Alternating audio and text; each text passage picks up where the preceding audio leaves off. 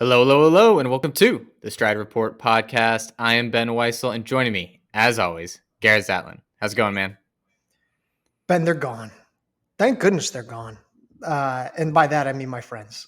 So I was just hanging out with for the past week, and they're all like, wow, that was so much fun. And I think for every single one of them, I was like, I can't wait to not see you for 5 days. It's going to be great. It's going to be really, really great. So, of course, then we all have to backtrack. We all promised to do a group travel trip later this summer. So, a lot of friendship, a lot of togetherness.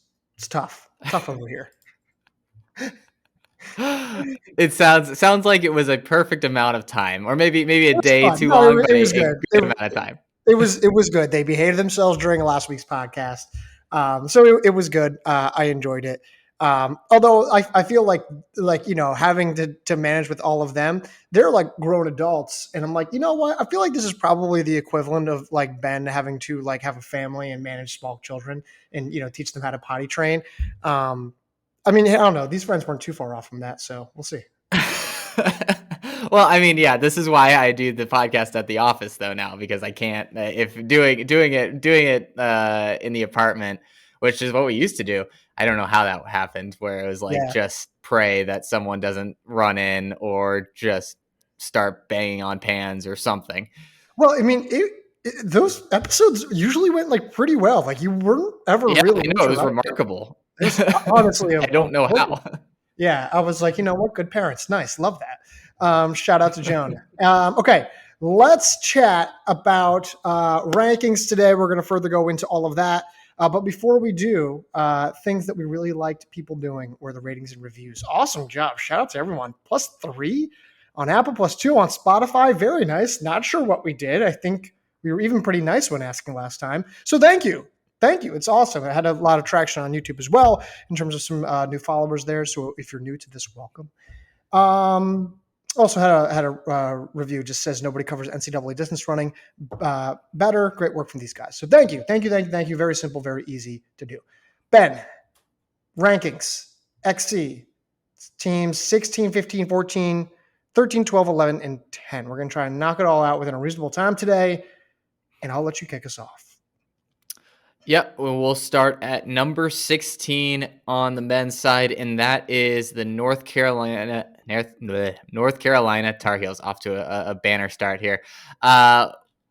Obviously missing two of the best runners that we've seen from North Carolina, maybe ever, but certainly in the modern era, in Parker Wolf and Ethan Strand, running out of eligibility / turning pro. They do bring back Colton Sands, who had an incredible year last year and is massive. The thing that I think makes them really interesting, though, is a guy from the UK, Tamar Taragano, who holds PRs of 7:47 in the 3K, 13:32 in the 5K. I think won British University champs in cross country.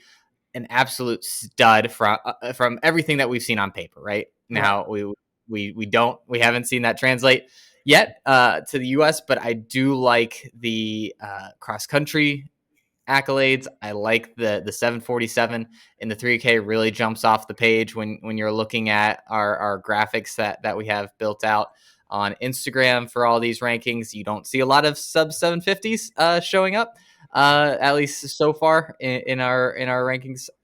And then behind him, though, you have Will Anderson and Patrick Coogan, or no, Patrick Anderson and Will Coogan, sorry, who both guys are coming off of bounce back years after the injuries that they dealt with.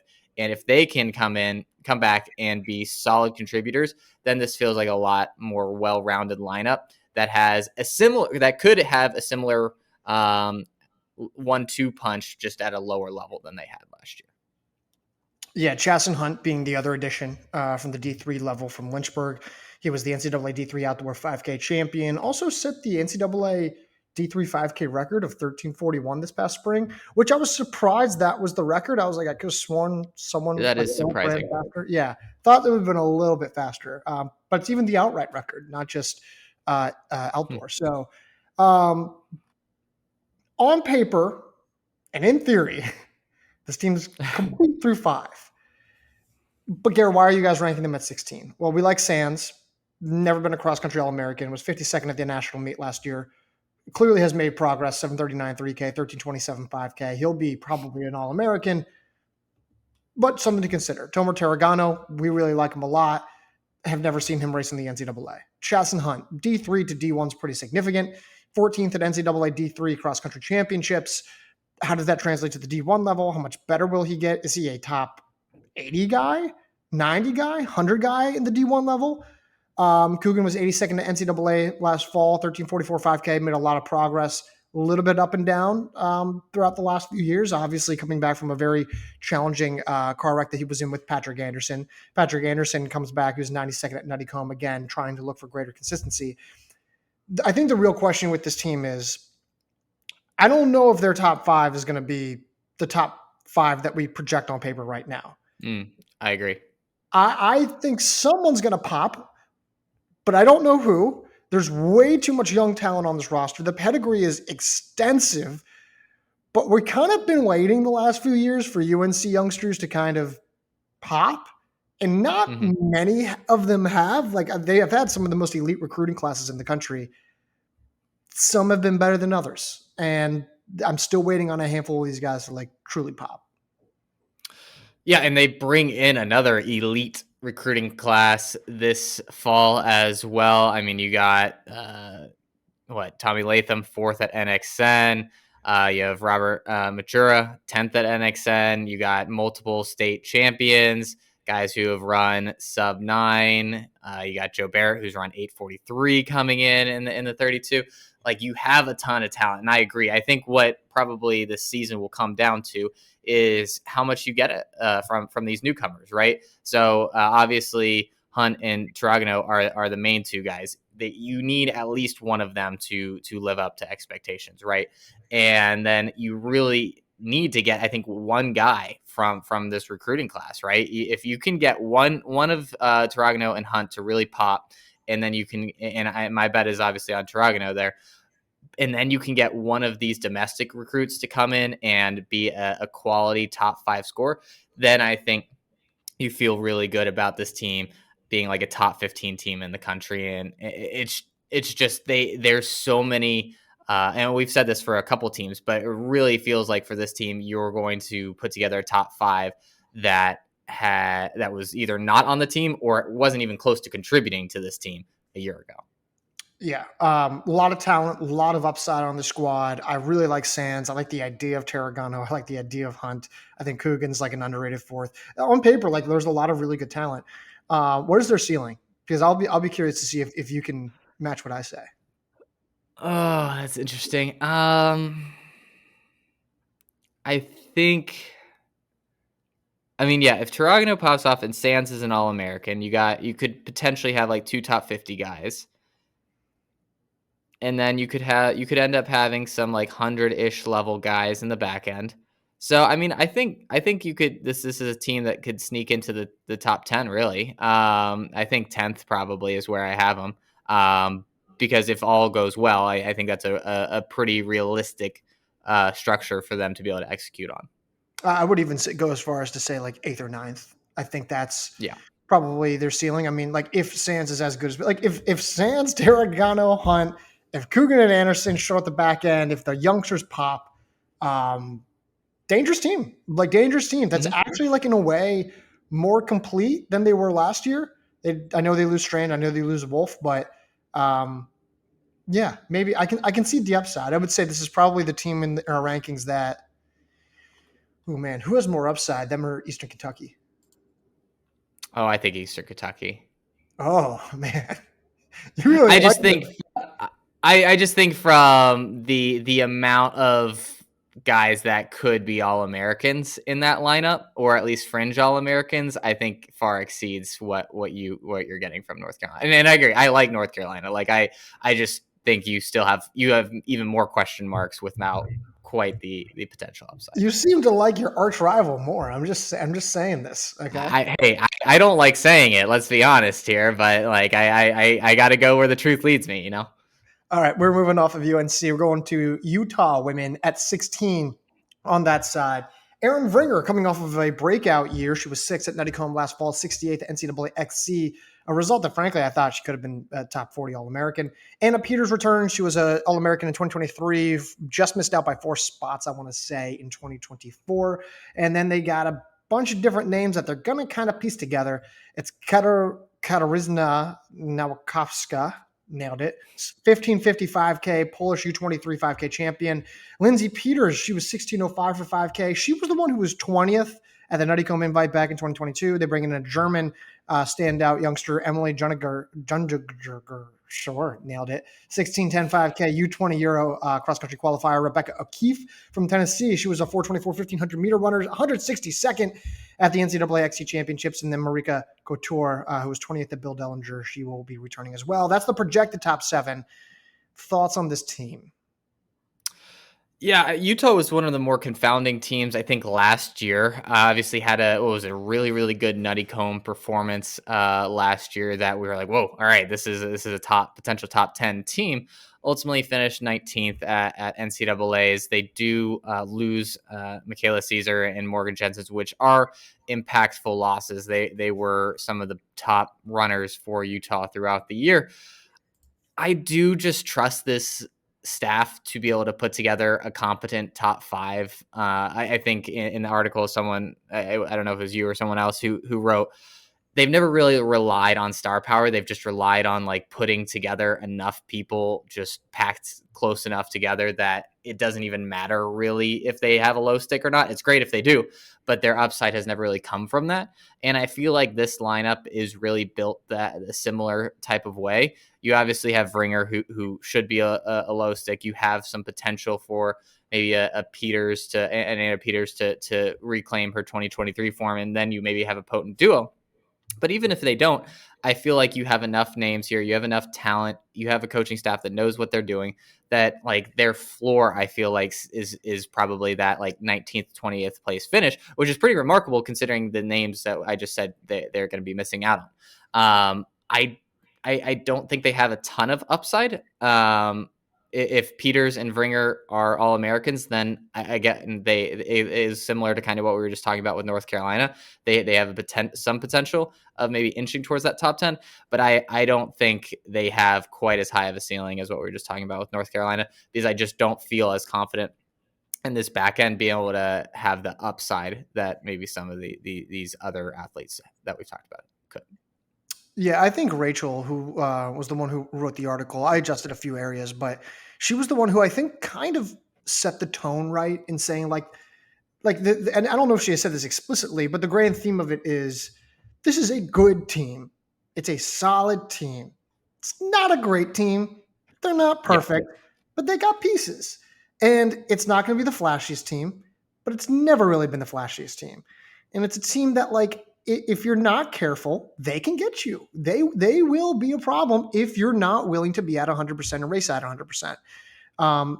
If everyone on this team runs well on the same day, which I don't know if you're always going to get that, but in theory, then this is a team that's maybe even a little better than 16.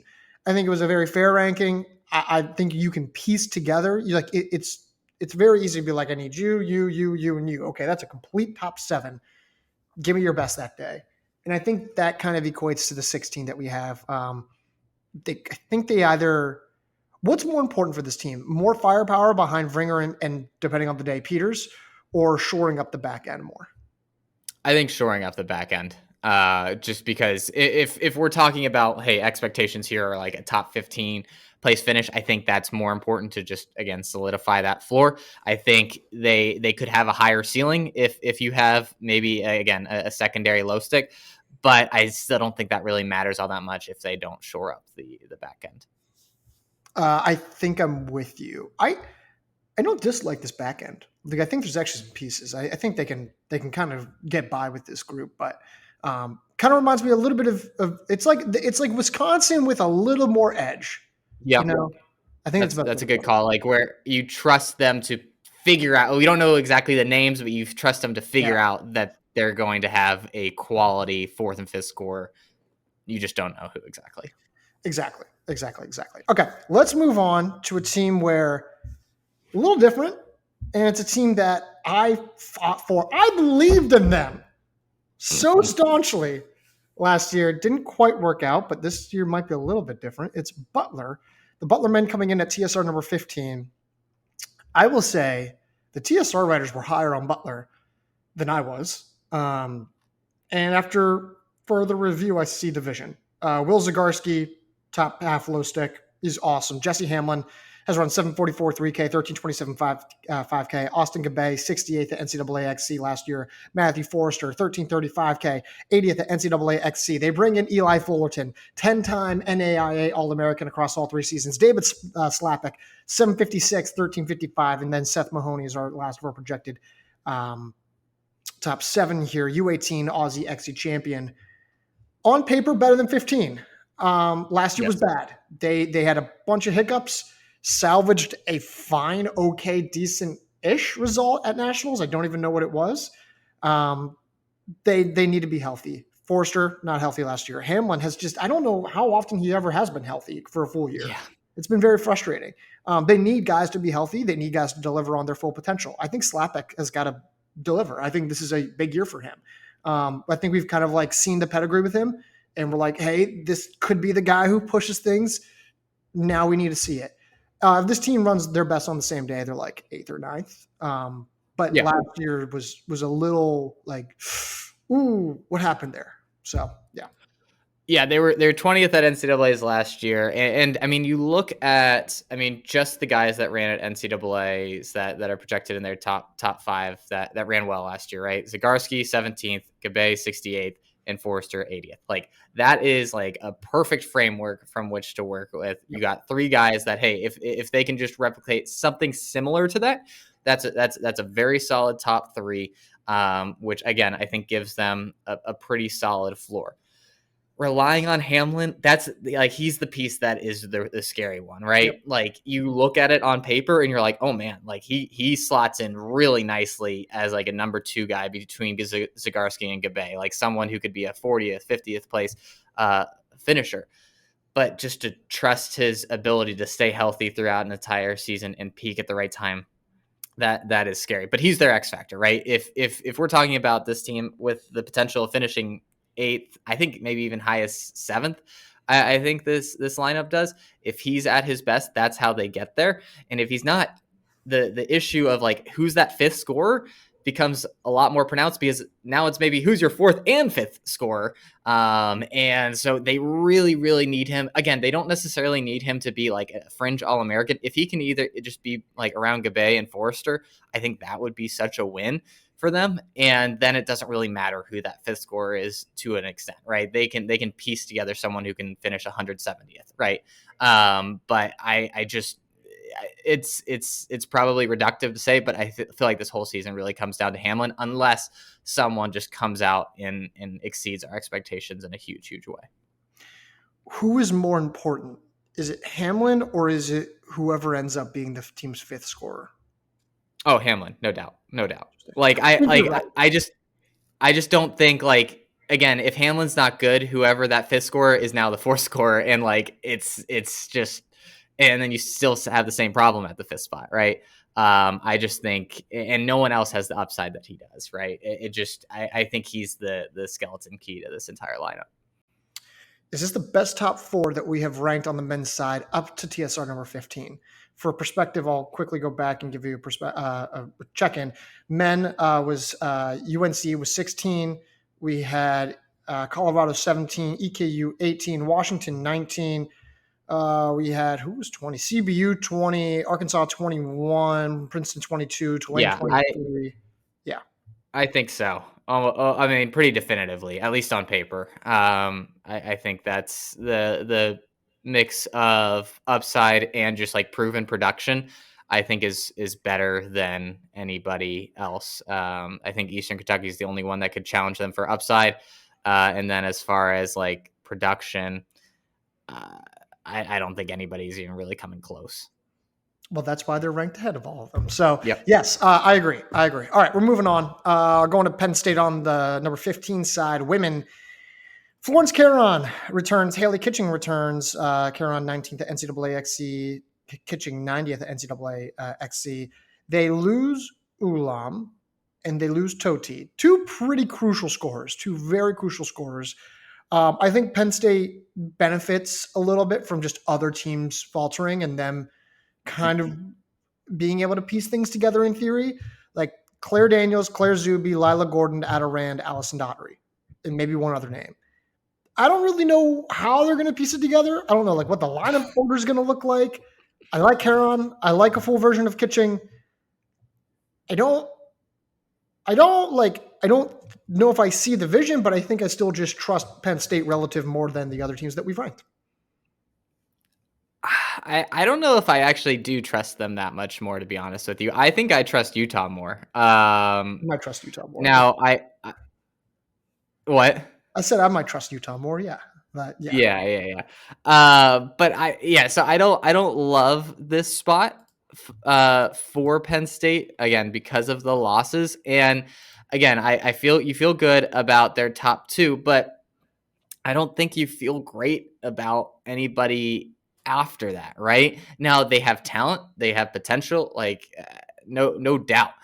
But I just think there's a lot of question marks in this back half of the lineup to feel like they are like their floor is like a top 20th finish. I think they have a pretty low floor.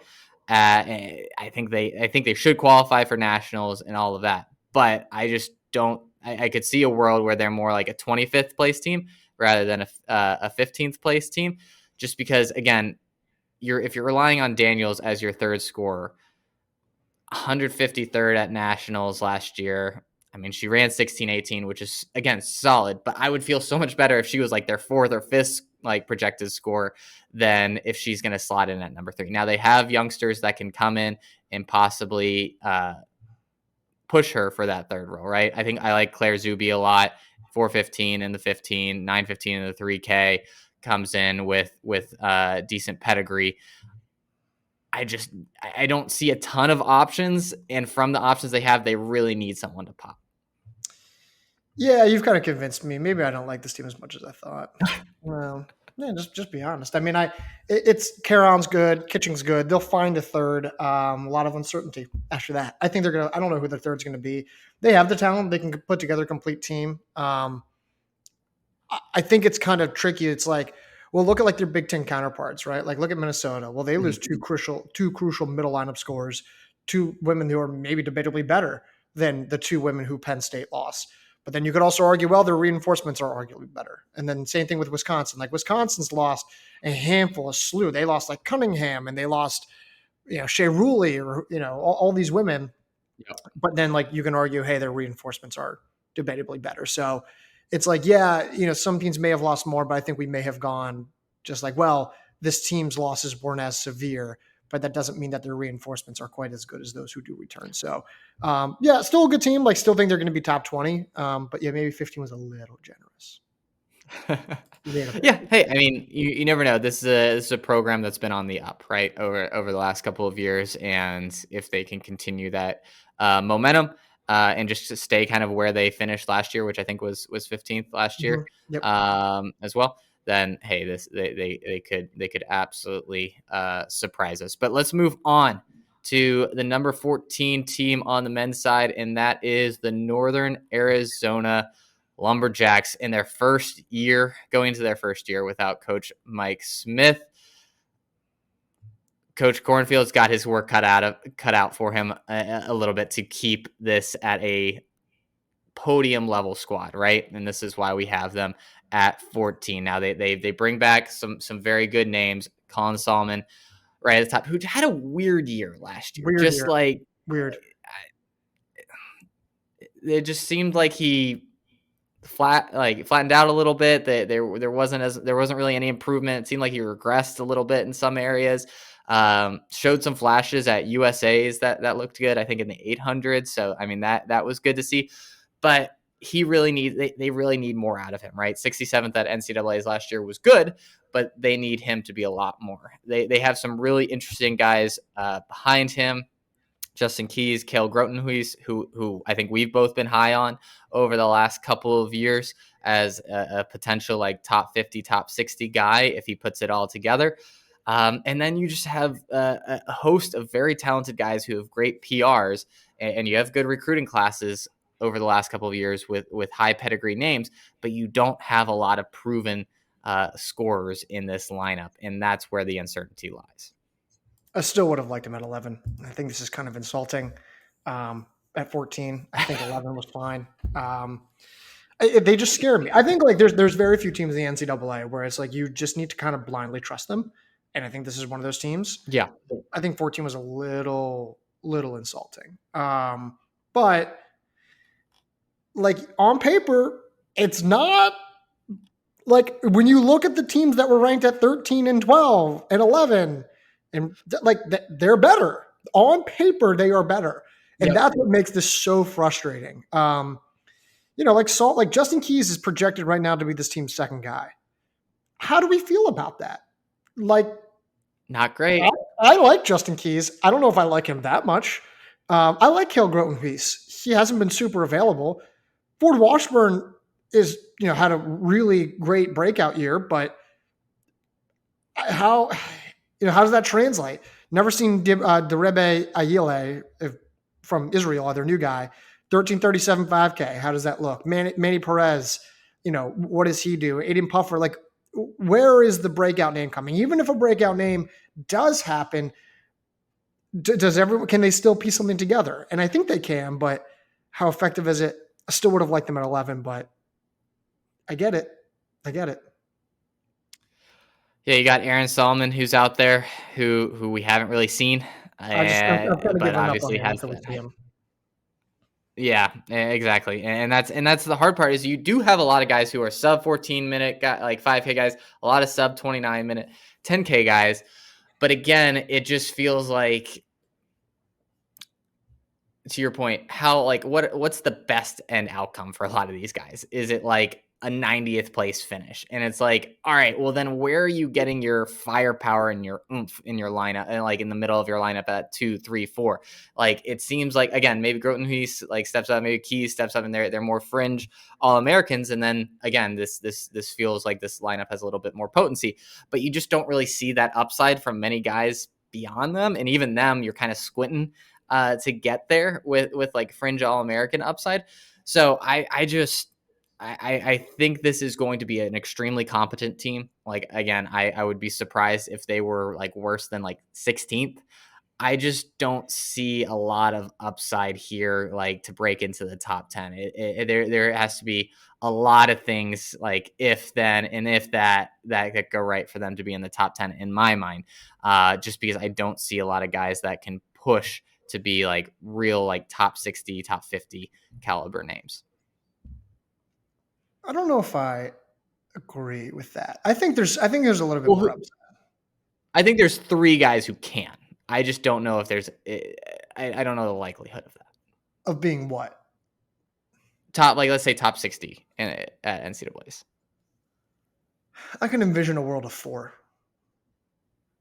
Okay, I had Groton-Huis, Solomon, and Keys. It's not so much like who I think the 4th man is. It's just that I think right. I think there is going to be a, like, I struggle to believe that between Washburn, Ayel, and Perez, and maybe Puffer, you couldn't find that 4th name to ultimately do that.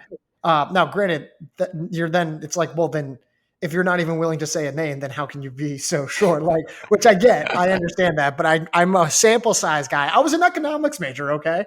Like I'm looking at probabilities and stuff. So yeah, I don't know. I'm petrified of this team. If NAU is listening, if Coach Kornfeld is listening, listen, I backed you. I tried to question the team multiple times. Are we sure we want to do this? So I was on your side. Just remember that. We can blame me. It's fine, but I also am terrified. Like I everything that I just said, like I firmly believe, like, and I think this is a good spot for them to re-rank. Like I think they're the 14th best team in the country going into the preseason, but I don't like saying that because it just like they've proven us wrong so many times, and this feels like a pretty easy layup for them to just exceed 14th at nationals. So yeah, I agree. I don't love it. At the end of the day, they're probably going to finish like 11th and make this look a little dumb. But and that just because of the way their culture, the way they're set up, they're going to be well prepared at nationals, and they're not going to fall on their face like some other teams will. But I just don't, I can't get there from a ranking perspective. All right, we're moving off. We're going to 14, Georgetown. I thought this is actually a really good ranking by us. I like this one a lot. And Georgetown women have Melissa Riggins. They lose, however, Chloe Scrimger. They lose Lucy Jenks. Yes, Georgetown was 9th at the NCAA XC Championships. We're at 14th. I think actually 9th at the National Championships last year was debatably their quote-unquote worst race of the season. I don't think that's a stretch to say. And so, therefore, I think 14 is a good spot for them. Riggins is a true low stick. She's just got to be at 100% the full season. I think she will be 7th at Nuttycombe last fall. Then Charlotte Tompkinson, 42nd at Nuttycombe last year. Almi Nuriker, 14:45 5K, 48th at Nuttycombe last year.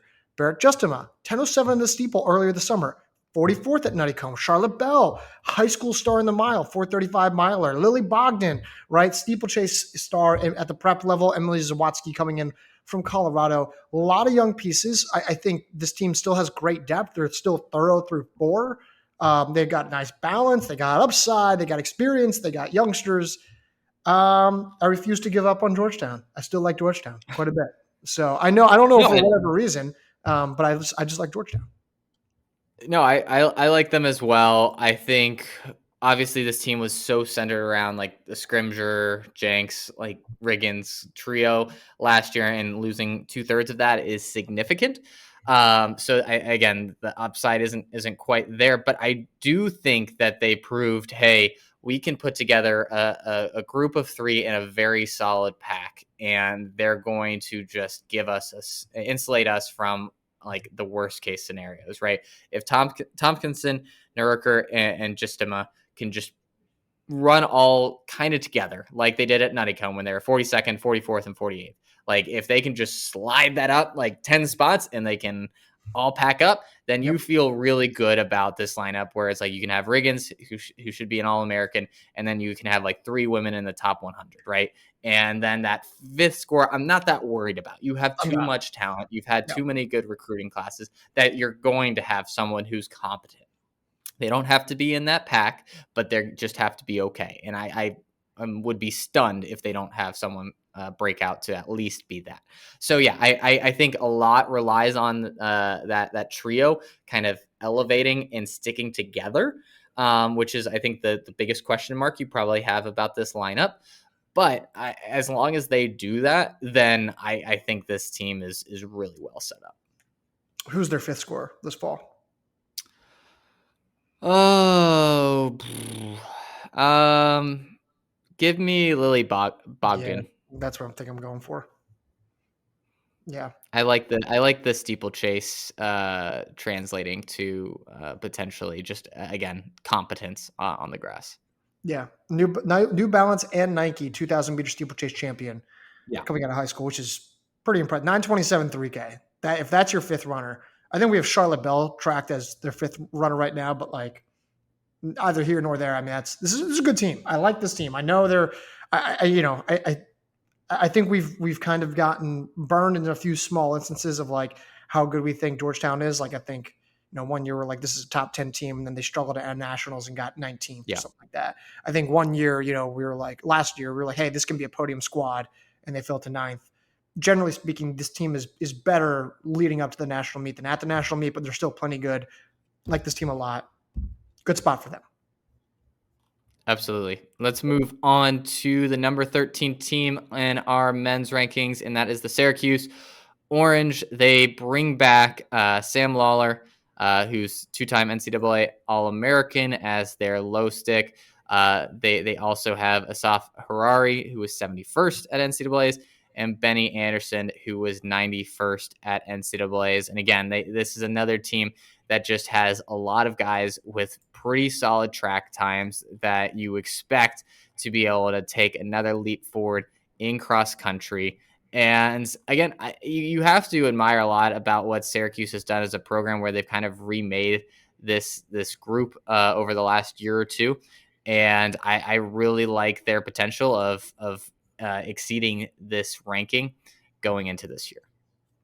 Yeah, I like them a lot. I would have actually liked to budge them up a little bit more if we could. Now I've been saying that kind of for the last few men's teams, but Yeah, I was about to say you can't say that about like our 14th, that's not 13th, true. 12th, 11th. Yes, Like, I can. I am the boss. No, it's just one of those things where I'm like, I look at this team and I'm just like, I don't like. We're basically saying that they're not going to be any better than they were last year, and that doesn't feel true. It feels like they're definitely yep. going to be better than last year. But you also look at some of the teams ahead of them, you're like, I mean, I don't like where is that avenue, right? I will say that like I think Syracuse is probably more complete. Who's more complete, Northern Arizona or Syracuse? Syracuse, I think. I think you're right. I think Syracuse is more complete. Lawler, Harari, super reliable. Anderson and Ackley were like shockingly reliable for being Yeah. redshirt freshmen last year. I mean, they were pretty good. I think Ben Gabelman's really good. They brought in a handful of transfers: Peter Walsdorf and Matthew Neal, Ethan Weschler, despite I being like holographic. Louis Small, or Lewis Yeah, Small. Is that from his the name? UK. Yeah, he's a nice back end name to potentially have. Weschler, it does not actually appear that he is back. I think I misinterpreted some messaging to me, and that's my fault. Um, but overall, a good team. Like it's like gonna basically come down to who their fifth man is, and then how potent Anderson and Ackley want to be. Um, but solid team across the board. It's hard to dislike them. I don't know like what the flaw is against them. Yeah, and I mean, I'll bring up Small again. He was second at Bucks behind Trogano, That's right. who we Yeah. just talked about as a potential like secondary like number 2 scorer for North Carolina, right? So again, and he's not even someone that we necessarily are projecting to be in their top 5, top 6, but I think he has a lot of potential as well to really help out this team. So yeah, I think they're complete. You have everybody seems to have the arrow be going up in their trajectory, which I think is huge. And if you compare them to Northern Arizona, it's like you look at these resumes of both of the teams, and they look pretty similar.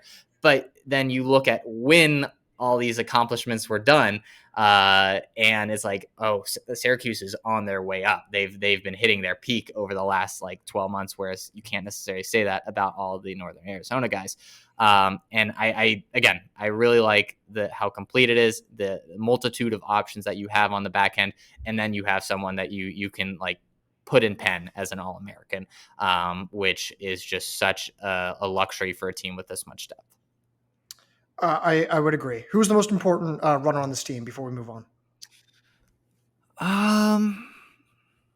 I'm gonna go with Harari actually, because I think he has some potential for like secondary low stick ability, and I think if he's another All American, I think this is where their upside increases a lot more, because I'm not that worried about their back end. Like if I said Ackley or Anderson or any of these other guys, I feel like they're a little bit more interchangeable. Whereas I think Harari has a little bit more upside, and if he can become an All-American, then I think that gives Syracuse a much cleaner path to the top 10. I would have gone it with Ackley. I think Harari is just kind of like a known quantity. I just know what I'm getting out of him. I think there's just a lot of hype and projection, and understandably and reasonably so, around Benny Anderson. So I Yep. think it's Ackley. I think Ackley was 55th at pre-nats, but 30-45 in the 5K. Some races were better than others for him. I mean, if he keeps following favorable projection and continues to rise, I think he's kind of that guy. Like, he could be way more potent than maybe some people realize or give him credit for. So I would take Ackley on this, but I like the depth of this team. I've always liked the depth on this team. Fun fact, there were 6 at ACCs last fall.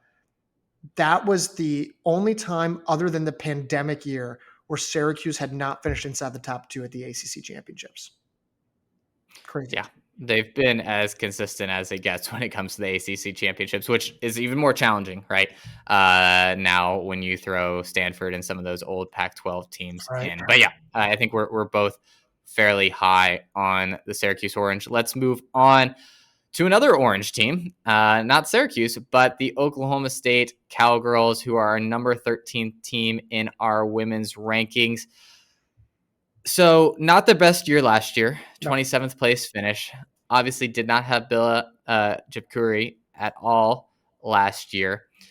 She, in theory, returns. And if she's at her best, or even if she's not at her best, she's an All-American. And that just gives them such a level of potency that this lineup did not have last year. Now they did have a lot of runners get valuable experience, I think, last year by having to be contributors maybe sooner than expected. You look at Victoria Legat, 72nd at NCAAs. You have Colleen Stegman, who I think got a lot of valuable experience, seemed to get better as the season went on.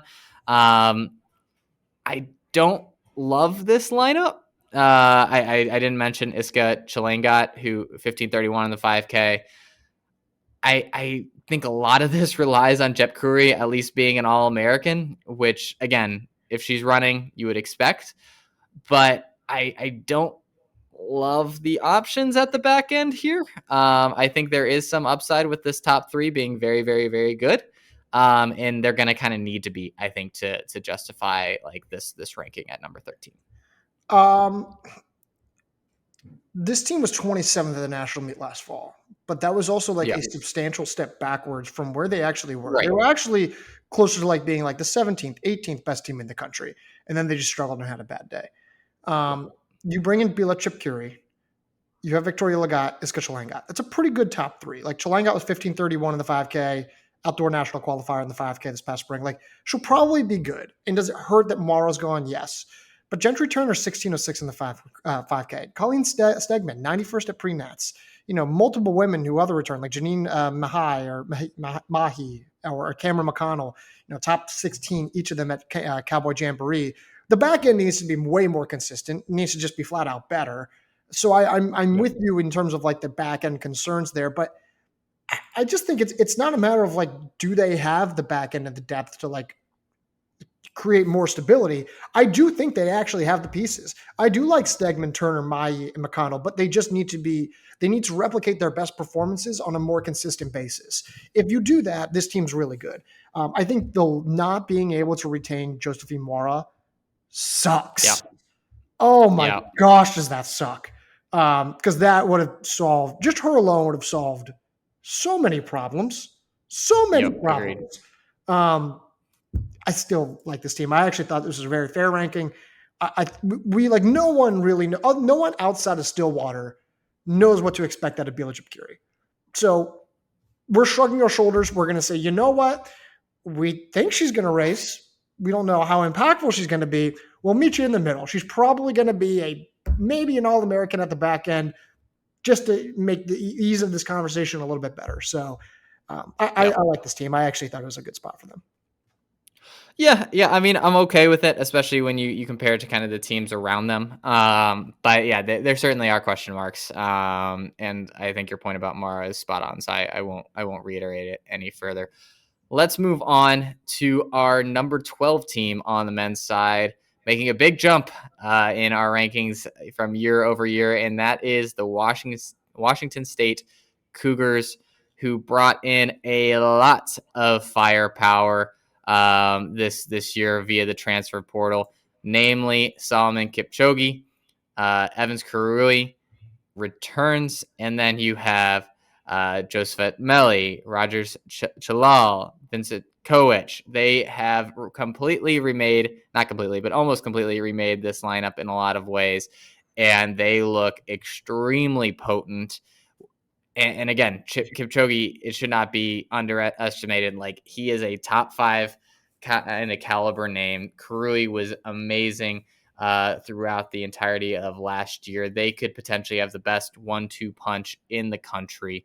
And then they brought in some really talented guys that we have to just kind of see how it plays out. They're not going to have a lot of depth. They're going to need everybody firing at least on like 90% of all cylinders for them to be able to hit their high-end expectation. But man, that ceiling is quite tantalizing. Quick rant, small tangent on our end before we move any further. Washington State, by the way, so the all West Coast Conference preseason polls came out. This makes no sense, okay? The Portland men are favored. They have 6 first-place votes. And they're viewed as the preseason favorites, at least for the West Coast Conference. Washington State second, Gonzaga third. Okay, fine. You know what? If you believe in Portland, we just don't as much, but fine. You believe in Portland, fine. How is it then that out of the individual top 10 preseason, how is it that Washington State has 5 guys and then Portland has 3? This makes no sense. What? It doesn't make any sense. Shout out Jonas Price, Portland. He's a writer for our high school team. He's on he's made the preseason list, so shout out to him. But this makes no sense. I'm okay if you're more high on another team than we are. Totally understand and respect it, but then reflect it. You can't have your entire top 5 be ahead of Portland's 4th and then be like, nope, it's Portland's the better team. And it's not like you're betting on Portland having like the top 2 guys in the conference either. I'm sure they have Kipchoge and Karui at 1 too. I don't.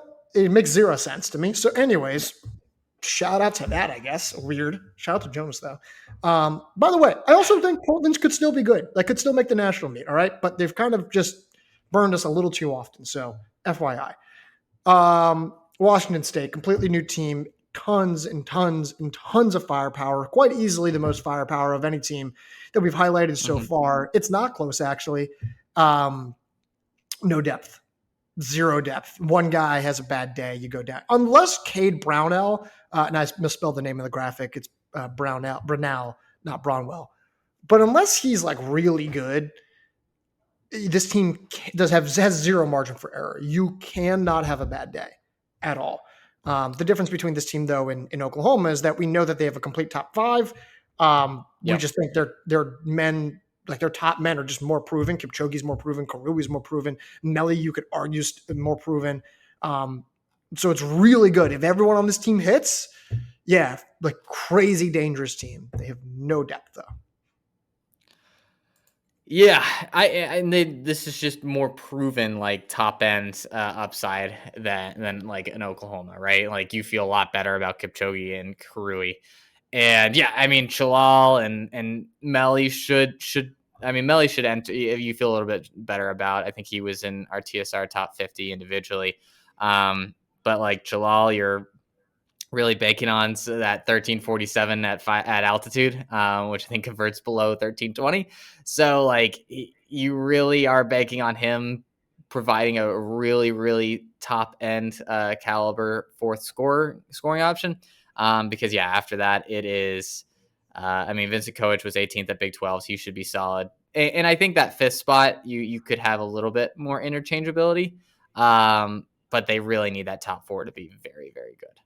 Yeah, I completely agree. That's kind of the gist of it. I don't really know if I really have anything more to add, just because it's such a cut and dry team, even if it is so new and so exciting. But that's just kind of what I have on Washington State. Let's move on to the women's number 12 team, and that is the Michigan State Spartans. They returned Rachel Forsyth, who was 16th at NCAA's last year. Again, one of the best stars in the Big Ten. And again, is going to be a great low stick for the Spartans. They also bring back McKenna Veen and Caitlin Hines, who were 70th and 79th, respectively, at NCAA's. You got Caitlin Stewart Barnett, who had a very good spring season, finishing as a steeplechase All-American. And then you got some interesting options to fill out that 5th spot, led by Paige Marchant, Eleanor Kendall, and Olivia Millen. So really, it's a very similar team to who do we just talk about? Georgetown. In a lot of ways, you have the low stick, you have some solid returners. I like this Michigan State team a lot. I think you're banking on some self-development in the back half of that lineup, but I really like them through 4, right? I would be stunned if Stuart Barnett isn't running right there with Veen and Hines by the end of the year, and they have three women who can provide top 60, top 70 scoring abilities, and then you have a low stick in Forsyth. If you can get someone in that 5th spot to be like top 100, top 120, this is a team that easily is in the top 10. I love this team. I love this team. This is maybe one of my favorite teams of the preseason rankings. Exceptionally high. The more you review and write and read into it, the more you're like, we could have pushed the top 10 for sure. Fourth, Sith is awesome. McKenna Veen coming back. If she's in her 2023 form, you have a secondary low stick. Hines, if she replicates last year, the best performances of hers, you have maybe a secondary low stick. Does that make sense? Caitlin Stewart-Barnett, 933 3K. Steeple, All-American in that event. Paige Marchand from Eastern Michigan. She was 7th on Arturo Barrios. There's a bunch of veterans where it's like they all have to run well on the same day. They have to stay healthy. They have to be in top form. They have to run well on the same day. Like, a lot of these things are not givens. Like, last year was not a good season for them, even with low expectations. Their 21st place finish at the national meet was pretty definitively their best result of the season. So I still think this team's not perfect. Stay healthy. Make sure you translate recent success, whether that's from the track or from last year, from the year before, to this year. But man, if everything clicks, I mean, I would say an irresponsible placement for how high they could go.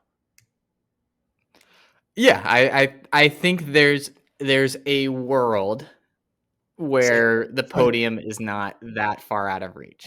Like, yes, I think you could have 4 top 60 finishers. That's again, they're not going to be you're not going to have 4 All-Americans, I don't think. No. But I think there's a very realistic path for them scoring 200-ish, less than 200 points through their 4 runners, right? And last year, let me pull this up real quick. Last year, 4th place was 206 points, right? So again, they would need to have a 5th score that's really pushing towards that. But again, it's not completely out of the realm of possibility if everything goes right. But even if everything doesn't go right, I still think this is a team that is top 15, top 18, just because again, you have 4 women that you feel really good about, and as long as they stay healthy, you can find someone in the rest of this roster to be a competent 5th scorer. Yeah, I also think this is probably the deepest women's team that we've spoken about so far. I actually don't think it's close. I think they've got tons. I mean, go ahead. Who's deeper? It's not Oklahoma State. It's not Georgetown. Utah, maybe. But yeah, you're probably right. I think it's the deepest team that we've covered. Them, and I think they're also crazy experienced. I know Forsyth is a sophomore, but these are very veteran women. Mm-hmm. Between depth and experience and return, across the board, love Michigan State. Big fan. I think they're going to be a big problem. Forget about what happened last year. They will be a problem. Yep. No, I totally agree. Let's move on to our number 11 team on the men's side, and that is the Alabama Crimson Tide, who do lose a little bit of firepower from last year, but they do bring back some really good names. Dismas Lukira at the top. They did lose Victor Kiprop. They bring back Dennis Kipruto from last year's team. Hillary Chariot is also gone from the team that finished 18th last year, but they also bring in some solid, I think, transfers to Tuscaloosa this coming year as well. Just one of those teams, man, where it's it's really hard. Lukira it's really good. Kipruto's really good. Neither of those men were All-Americans, though. And it's one of those classic, hey, is Alabama going to perform in the postseason? And I don't know if they know that, to be honest. We keep kind of waiting for them to produce in the postseason, specifically the national meet, and they just never do. And it's very frustrating because it's not just Kipruto. It's not just the idea of the best version of Lukira. It's not just the idea of the best version of Kipruto. It's Ezekiel Peterin, 843K steeple, right? They bring in some pretty solid names. They've got 2 new guys. I want to say it's oh gosh, I don't even have. There's because they have Ahmed Muhammad, the guy who was at Boise State and Florida State. Injuries Yeah. have really, hurt him a good bit, but the best version of him is good. And then they have another, I think it's Timothy Cabet, right? Another strong 5K altitude guy, right? Like, again, the natural talent of this team is immense. They're probably going to find on paper, they have guys through 5. I just don't know. It's just exhausting trying to figure out this team. Thankfully, I didn't have to write the article, but it's just a frustrating team to figure out because the talent is so immense. Yeah, I mean, they're really relying on some steeplechase guys who put together some solid performances this past season. Obviously, you mentioned Petering, but Carson Burian, 848 in the steeple, was 26th at the South Regional in 2023. They bring in some interesting other names. Jackson Hogshead, 19th at Foot Locker last year. It feels like they have a little bit more depth, but you just don't feel confident about anybody on this lineup hitting their exact if you had a range for them, it would just be so wide because you just don't know where anybody else lands. What's their team ranking range? What's their team ranking range? Like what? How high? I mean, how low can they go? I think they could go from like 8 to 22nd. I think they could go all over the place. I mean, this is a team. This is probably the most volatile team that we've talked about because just from an individual to individual level, they have wide ranges. Like Lokira was 41st last year. He could be 80th, like if he doesn't put together a good day, and he could be 20th if he puts together a good day. And then you go down the rest of this list. Yeah, I mean, seriously. And you go through the rest of this group, and it's similar kind of wide ranges. So I don't really, I'm scared to death against this team. I wouldn't have been opposed to, like, this is the type of team when you compare them to Northern Arizona, and you're like, do I really feel good about ranking this Alabama program and group of guys over Northern Arizona's program and group of guys? I don't love it.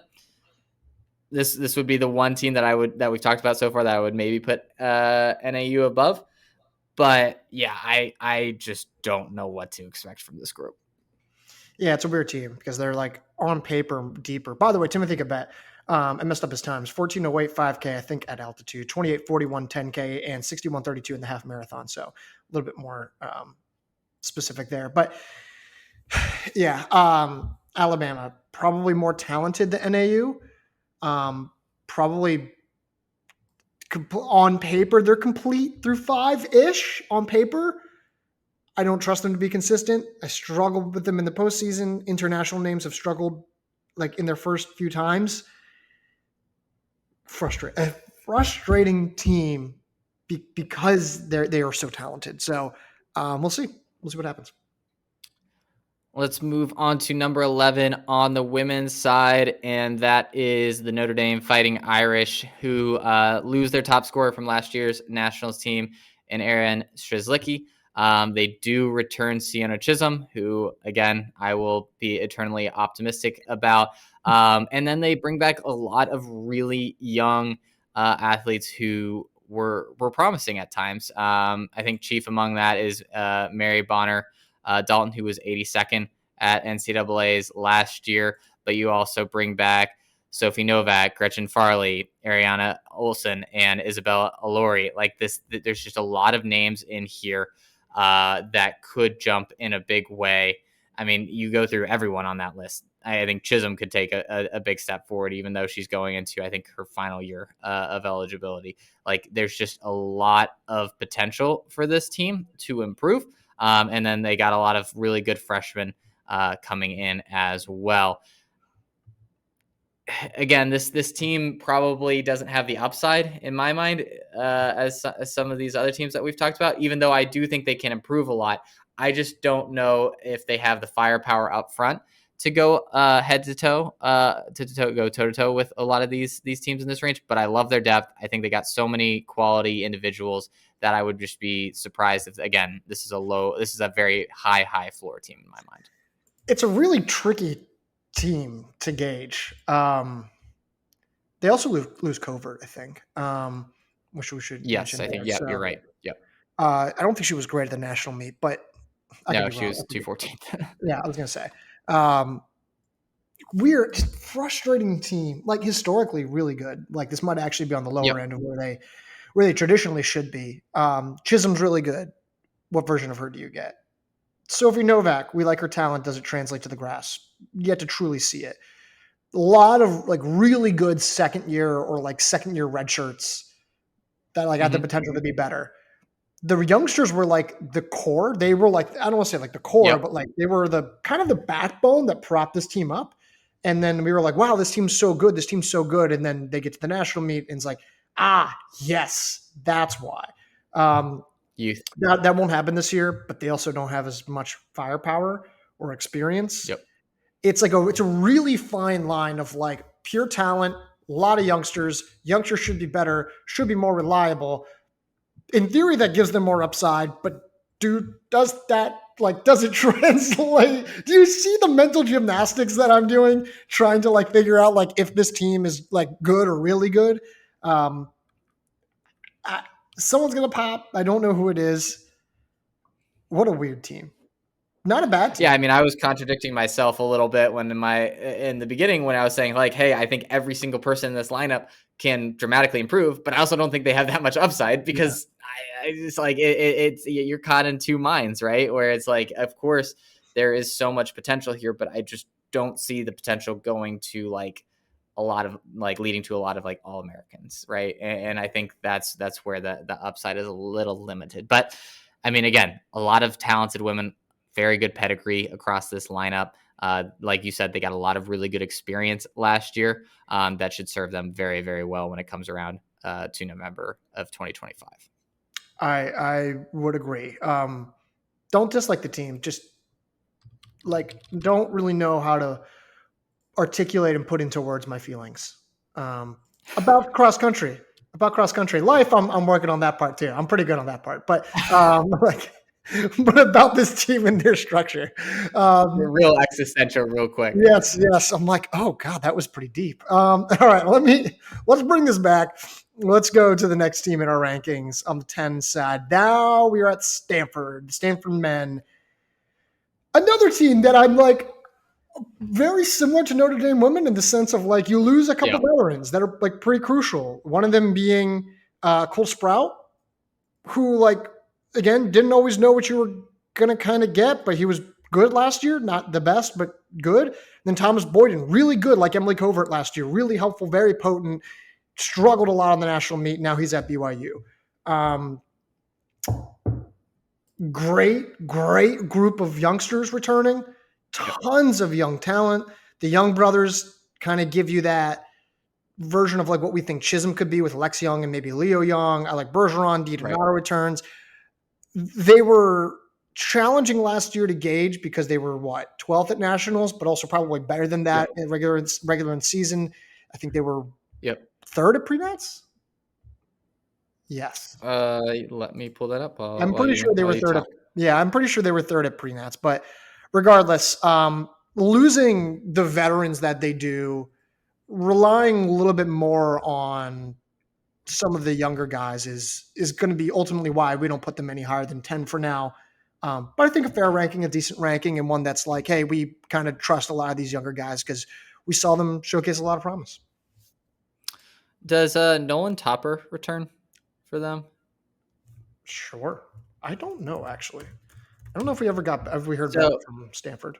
yeah, I don't think we did either, which I was trying to see if we did. But yeah, they were third at pre-nats and only 14 points behind Iowa State, if that gives you any context of how good they performed there. And a lot of that was, again, on the back of Sprout and Boyden, who both ran very, very well there. But I do like what you could get out of DiDonato, who I don't think had a very good year last year, but we have seen him put together a lot better years. He could be a potential number 3 scorer for them. Topper, if he does return with 78th at NCAA, is I think a very good one of his better performances of the year at NCAA's. Was very good there.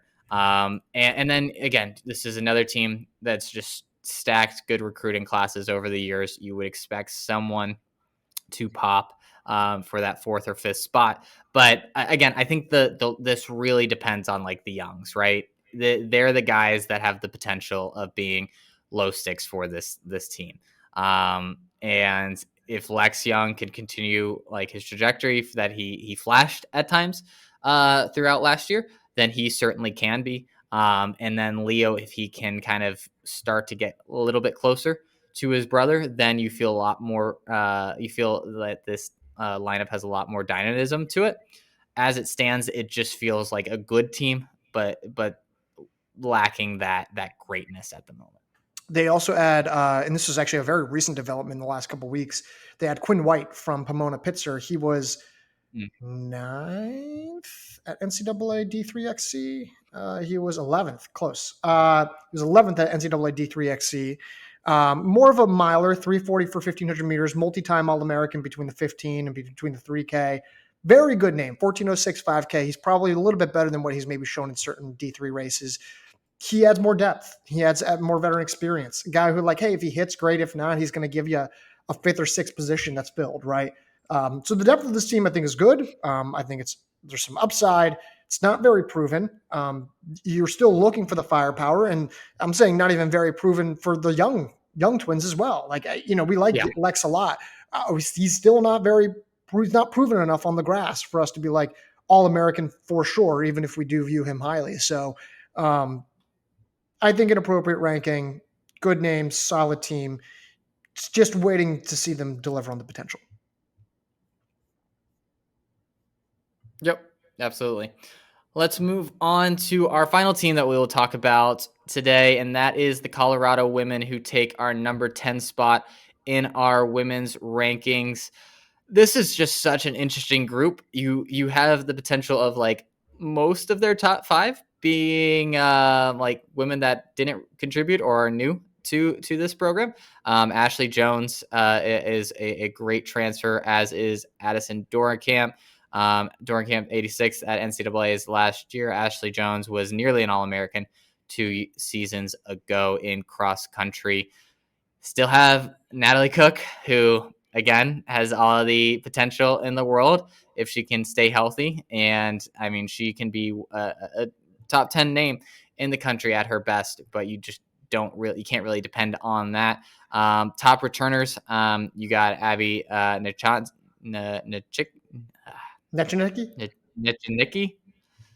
Sure. Oh man, this is rough. Jessica Secor, who was 107th at NCAA's last year. And again, they brought in so many more transfers. They brought in a great freshman recruiting class. This team, I think, almost certainly has the most depth of any team that we've talked about so far. And again, the firepower up front is a little sketchy. I think Jones certainly can provide that at her best. Obviously, Cook can too, but I think Cook you have to put on the side, and just anything she provides you is gravy. But you just look at the amount of talented women who have run like 16-ish minutes in the 5K, 33 minutes in the 10K. Like, there's just too much talent and too much pedigree in this lineup that they aren't going to be at least a very like top half team, a very strong top half team at NCAA's. The talent is like, I mean, the options for this lineup are so immense. I mean, you go through, they're deep through what, 11? Like, this is, I mean, making this top 7 is going to be brutal. Crazy deep team. There's so many options. Jones, Dorenkamp, Nechinecki, Secor. I think it's what, 4? And then you would like, is it Prosser, 32:49 10K runner? Is it Forstrom, who I think is a second-year talent, ran 33:34, go to the West Regional XC Championships with the Portland women. Mia La Rochelle, 16:12 for 5K. Linda Wangang, who I like a lot. She was 10th at NCAA D2 XC Championships. She comes in from Fort Lewis. Pippa Rosler, Louise Lowndes has run 33:16, and Holly Barker and Ella Hagen. Ella Hagen's run 10:06 for 2 miles. Like, there's so much talent. There's so much talent. And if Cook hits, you can see how like it just, this team is drowning in depth. I think they're going to find firepower. I just find it hard to believe that they won't have at least 2 All-Americans. It's a way better team. Last year's team was just like just get the season done and just let it be over. Yeah. And it was bad, but it's a completely new team now. It's a completely new identity. It's a completely new cast. This team's way too good to not be ranked, I think, in the top 10. They're too deep, too much potential, too much upside. Yeah, they're going to be really, really good. I agree. I think the only question mark is, do you get those 2 All-Americans? I think Jones, you feel good about her. I think the second you're feeling a little bit like there should be somebody, but you don't feel great about it. I think that's the biggest question mark for this team is just how many low sticks can you get out of this group? Because again, you could maybe have 10 women that are top 100 names in this lineup. So I think they have an extremely high floor. It's just their ceiling is probably a little bit capped unless you get Cook to show up and run well, or someone else takes a massive leap. Yeah, I really like this team. Like them a lot. And I didn't want to. This is another instance where I was like trying to like calm myself down from being like, don't rank them too high. And then you guys ranked them higher. And I was like, well, the tribe has spoken. So yeah, great team. And a great podcast from us. That will probably do it as we wrapped up 16 through 10. Join next week. We'll wrap it all up. Spots 9 to 1, likely at that point, right? Yes, probably. I don't know. I forget. We might get 9 through like 3, 9 through 4. We'll see. We'll contemplate in the meantime. But thank you for everyone who left a 5-star rating and review on Apple and Spotify. Really, really, really helps, even if you don't think it does. But like that was great from last week, so really appreciate it. Go follow on YouTube, where we're gonna put a lot of stuff up there, especially as the season progresses. What else did I miss? I mean, go get a subscription to the Stroud Report, read the rankings, right? But otherwise, that's kind of all I have. All right. Well, until next week, Garrett, I'll talk to you.